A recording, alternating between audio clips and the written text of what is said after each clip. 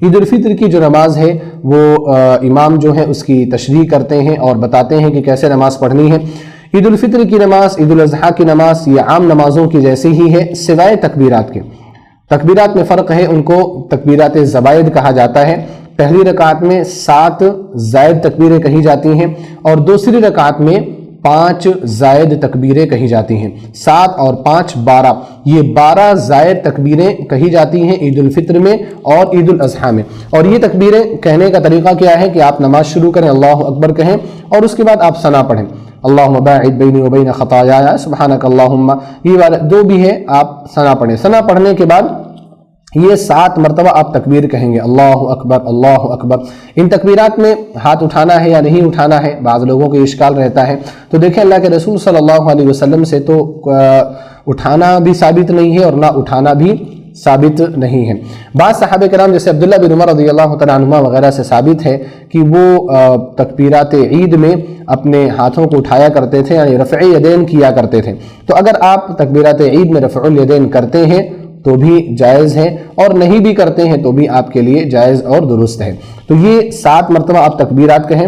7 مرتبہ تکبیر کہنے کے بعد پھر امام سورہ فاتحہ پڑھیں گے، آپ کو ان کے پیچھے سورہ فاتحہ آپ کو پڑھنی ہے۔ پھر امام کسی سورت کی تلاوت کریں گے، وہ آپ کو سننا ہے۔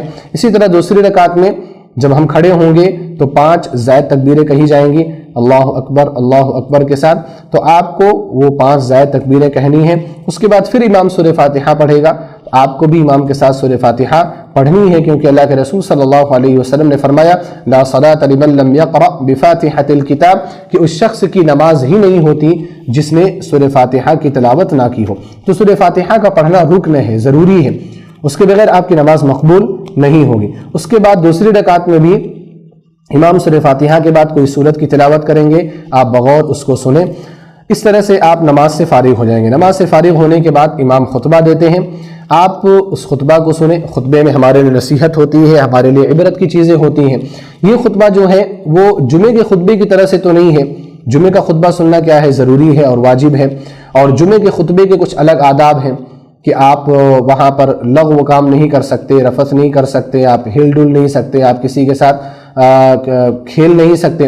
لیکن یہ ساری شروط تو نہیں ہے، لیکن پھر بھی مجلس کے جو ادب ہیں، مجلس کے جو آداب ہیں، ان آداب کا خیال ہمیں رکھنا چاہیے اور خطبہ سننا چاہیے، بہتر ہے، کیونکہ وہ ہمارے لیے نصیحت ہے اور خوشی کے دن ہمیں کیا پیغام دیا جا رہا ہے، امت کو کیا پیغام مل رہا ہے، اس پیغام کو بھی سننا ہمارے اور آپ کے لیے ضروری اور واجب ہے۔ تو اس طرح سے آپ عید کی نماز پڑھ کر کے فارغ ہو جائیں گے۔